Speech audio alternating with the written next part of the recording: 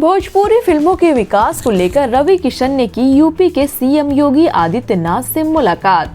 गोरखपुर के सांसद सह अभिनेता रवि किशन ने आज यूपी के मुख्यमंत्री योगी आदित्यनाथ से भोजपुरी सिनेमा के विकास को लेकर मुलाकात की। इस मुलाकात में रवि किशन ने योगी आदित्यनाथ से भोजपुरी फिल्मों के बारे में विस्तार से बताया और उनसे इस दिशा में सरकारी पहल का आग्रह किया। इसके बाद मुख्यमंत्री योगी आदित्यनाथ ने रवि किशन से कहा कि भोजपुरी सिनेमा जरूर आगे बढ़ रही है, लेकिन इसके स्तर को और ऊंचा करने की जरूरत है। गुस्से में राहुल बोस को जान से ही मारने वाले थे अनिल कपूर। फिल्मों की कहानी से अलग इनकी शूटिंग के दौरान भी कई कहानियां देखने को मिलती है। हाल ही में एक ऐसी ही कहानी अभिनेता अनिल कपूर ने शेयर की है। ये कहानी उनकी फिल्म दिल धड़कने दो के एक सीन से जुड़ी हुई है। अनिल कपूर ने ये सीन एक्टर राहुल बोस के साथ शूट की थी। अनिल कपूर के मुताबिक वो इस सीन में इस कदर डूब गए थे कि उन्होंने राहुल को लगभग जान से ही मार दिया था। अनिल कपूर ने जो किया वो शूटिंग का हिस्सा नहीं था, लेकिन जैसे ही अनिल कपूर ऐसा करने गए, सेट पर मौजूद लोगों ने उन्हें याद दिलाया कि वो आखिरकार कर क्या रहे थे। अमिताभ बच्चन की तबीयत बिगड़ी, होगी सर्जरी। उन्होंने अपने ब्लॉग में लिखा, मेडिकल स्थिति सर्जरी में लिख नहीं सकता AB। उनके इस ब्लॉग के बाद उनके फैंस परेशान हो गए हैं। वो अक्सर अपने ब्लॉग के माध्यम से अपना हेल्थ अपडेट देते रहते हैं, लेकिन ये छोटी सी लाइन फैंस को बेचैन कर रही है, क्योंकि उन्होंने इस बात का जिक्र नहीं किया है कि सर्जरी कहां और कब होगी, साथ ही वो क्यों सर्जरी कराने जा रहे हैं। लोग बस उनकी सलामी की दुआ कर रहे हैं।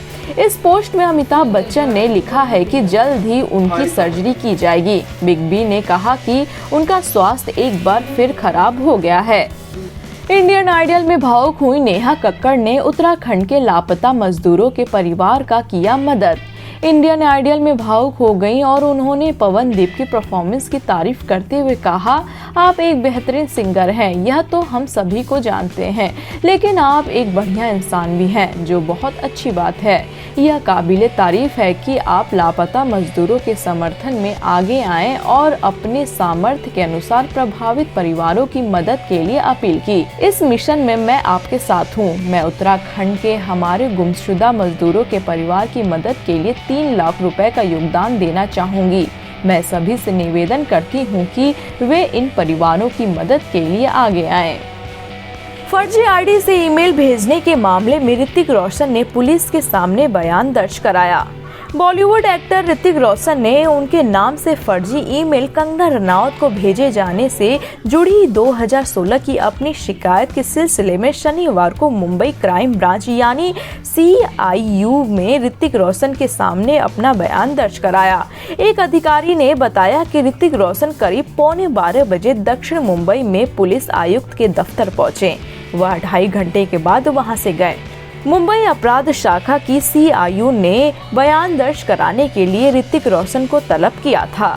क्यों शुरू हुआ विवाद? दरअसल एक इंटरव्यू के दौरान कंगना से पूछा गया था कि उन्हें ऋतिक ने आशिकी 3 से बाहर कराया। खबरों की माने तो इस फिल्म में ऋतिक रोशन और कंगना को इस फिल्म में लेने की बात चल रही थी, लेकिन ऐसा नहीं हो पाया। जवाब में कंगना ने कहा था कि कुछ सिली एक्स पार्टनर्स पब्लिसिटी पाने के लिए ऐसी हरकतें क्यों करते हैं, वो चैप्टर क्लोज हो चुका है, मैं उसे दोहराना नहीं चाहती। वहीं ऋतिक ने ट्वीट कर कहा था कि एक्ट्रेस के बजाय उनका पॉप से अफेयर होने की ज्यादा चांसेस है।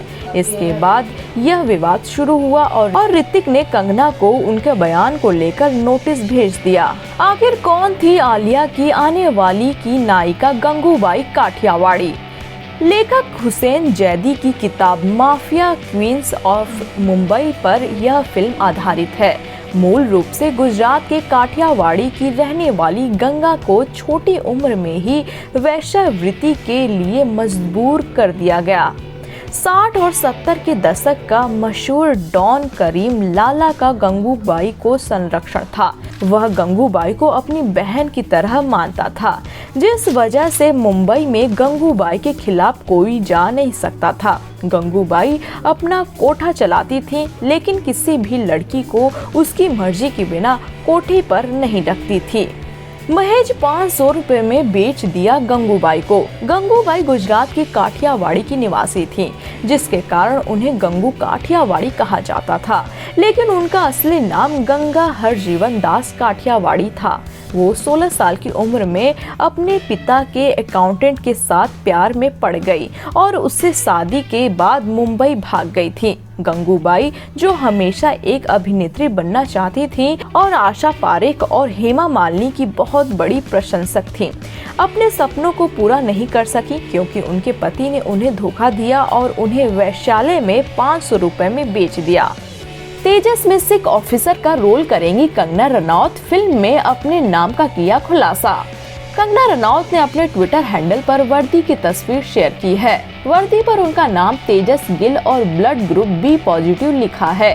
कंगना रनौत ने इसके साथ ट्वीट करते हुए लिखा, तेजस में मेरा किरदार एक सिख सैनिक का है। मुझे इस बारे में तब तक पता नहीं था जब तक कि मैंने आज यूनिफॉर्म पर मेरे किरदार का पूरा नाम नहीं पढ़ा था। नाम को देखकर मेरे चेहरे पर तुरंत मुस्कान दौड़ गई। हमारी इच्छाएं और प्यार के बढ़ने का एक तरीका होता है। हमारी समझ से कहीं ज्यादा तरीकों से यूनिफॉर्म हमसे बात करता है। अमीषा पटेल ने करोड़ों रुपए की धोखाधड़ी के आरोपों पर तोड़ी चुप्पी। अभिनेत्री पर करोड़ों की धोखाधड़ी का आरोप लगा है। मामला झारखंड हाईकोर्ट तक पहुंच गया है।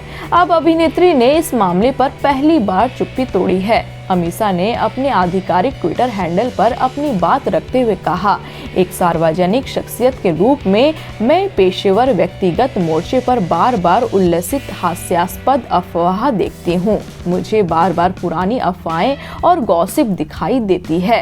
एक ही जीवन मिलता है, भगवान के उपहार के क्षण का आनंद लें, ठीक वैसे ही जैसे मैं चीयर्स कर रही हूँ।